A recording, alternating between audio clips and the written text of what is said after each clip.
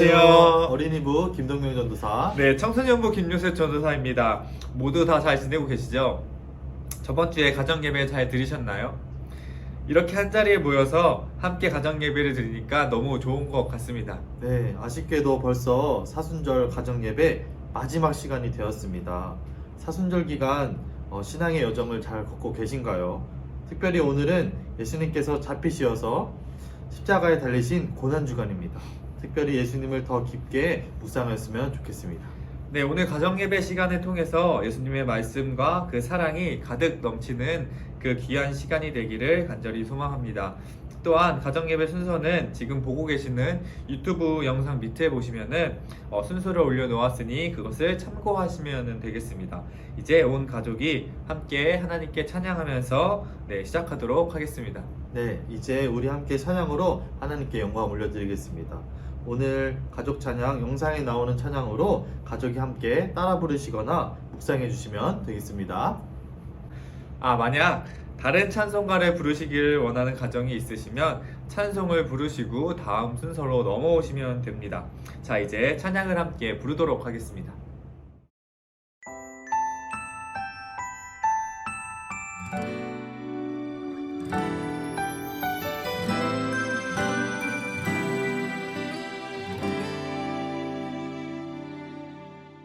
보이지 않고 들리지 않는 캄캄한 길을 걸어갈 때 저 멀리 비춰오는 단 하나의 소망이 있네. 오직 십자가, 오직 십자가, 십자가 그 능력에 살고 오직 예수, 오직 예수, 예수 그 사랑에 사네.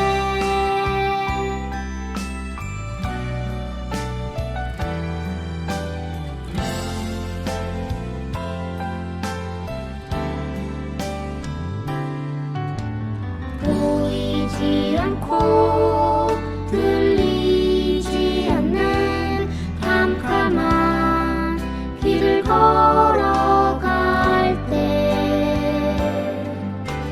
저 멀리 비춰오는 단 하나의 소망이 있네. 오직 십자가, 오직 십자가, 십자가 그 능력에 살고 오직 예수, 오직 예수, 예수 그 사랑에 사네. 오직 십자가, 오직 십자가, 십자가 그 능력에 살고 오직 예수, 오직 예수, 예수 그 사랑에 사네.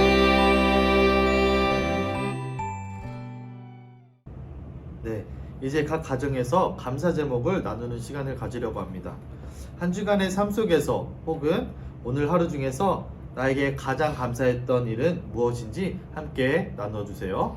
네, 오늘 감사 제목은 엄마, 아빠, 자녀 순으로 이야기를 나눠주시면 감사하겠습니다.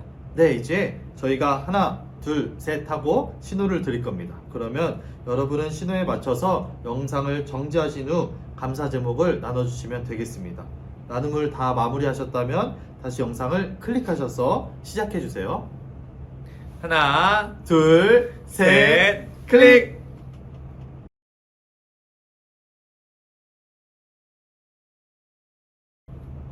네, 오늘 말씀은 누가복음 19장 28절에서 48절까지의 말씀입니다. 우리 함께 말씀을 읽는 시간 혹은 쓰는 시간을 가지도록 하겠습니다. 네, 자녀가 부서에서 받은 묵상집 혹은 필사책이 있다면 어린 자녀에게 맞추어서 부모님께서 함께 해주세요. 청소년 이상의 자녀가 있거나 성인만 있는 가정은 오늘 본문 말씀을 소리내어서 읽어주시고, 자녀가 어린이 혹은 유치원이면 부서에서 제공한 쓰기책을 가지고 말씀을 함께 적어주시면 되겠습니다. 네, 이제 저희가 하나, 둘, 셋 하고 신호를 드릴 겁니다. 그러면 여러분은 그 신호에 맞추어서 영상을 정지하신 후 말씀 읽기 혹은 쓰기를 진행하시고 마무리가 되셨으면 다시 영상을 클릭하셔서 시작하시면 되겠습니다. 하나, 둘, 셋, 클릭!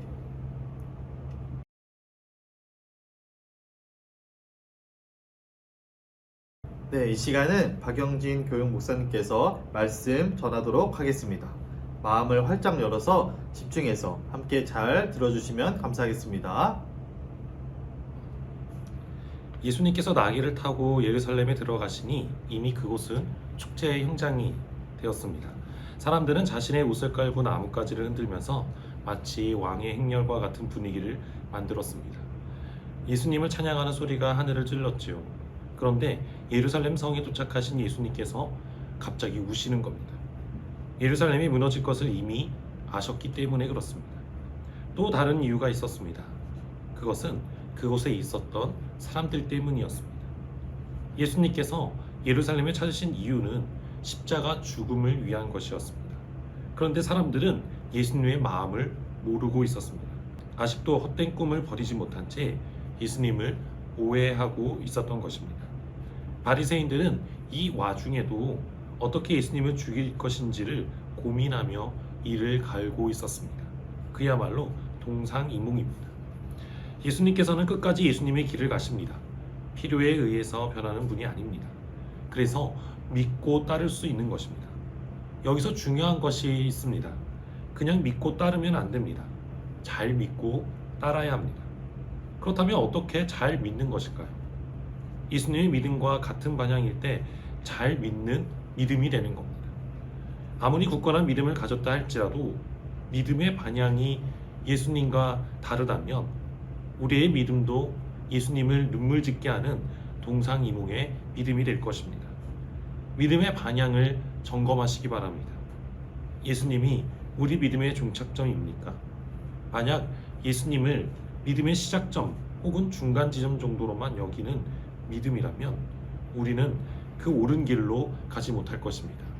이 고난주간 예수님의 길을 묵상하며 또한 우리 가정이 하나님의 그 놀라운 은혜를 받으며 나아가는 귀하고 복된 시간 되기를 소망합니다. 네, 이제 질문을 나누는 시간입니다. 이 시간은 제공된 질문에 서로 답을 나누시면 됩니다. 네, 여기서 중요한 것은 서로 이야기를 잘 들어주시는 겁니다. 정답을 찾는 시간이 아니라 서로의 생각을 존중해 주시면서 함께 나눠주는 시간이 되었으면 좋겠습니다. 네, 첫 번째 질문입니다. 새끼 나귀를 타고 예루살렘으로 입성하시는 예수님을 보시고 사람들은 뭐라고 외쳤나요? 네, 두 번째 질문입니다. 여러분은 새끼 나귀를 타고 오시는 예수님의 모습을 봤습니다. 그러면 어떤 행동과 말로 예수님을 맞이하실 건가요?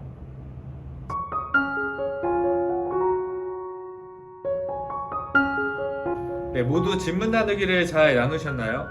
이제 축복 기도로 가정 예배를 마무리하려고 합니다. 영상에 나오는 기도문을 다 같이 한 목소리로 읽어주세요. 우리를 사랑하시어 예수님을 이 땅에 보내신 하나님, 우리 가족을 사랑하시어 주님의 은혜와 복이 넘치게 해주세요. 예수님께서 이 땅에 오신 이유를 기억하게 하시고 어디에 있든지 주님을 찬양하며 주님께 예배드리는 귀한 그리스도인이 되게 해주세요. 우리 가정에 하나님의 말씀이 넘치게 하시고 항상 주님께 경배드리는 찬양이 흘러나오는 복된 가정이 되게 해주세요. 예수님의 이름으로 기도드렸습니다. 아멘. 네, 오늘 가정 예배가 마무리되었습니다. 한 자리에서 모여서 함께 예배를 드리는 것이 힘들지만 이 시간을 통해서 가정이 하나님 앞에 더 온전히 세워지기를 소망합니다. 그럼 모두 안녕!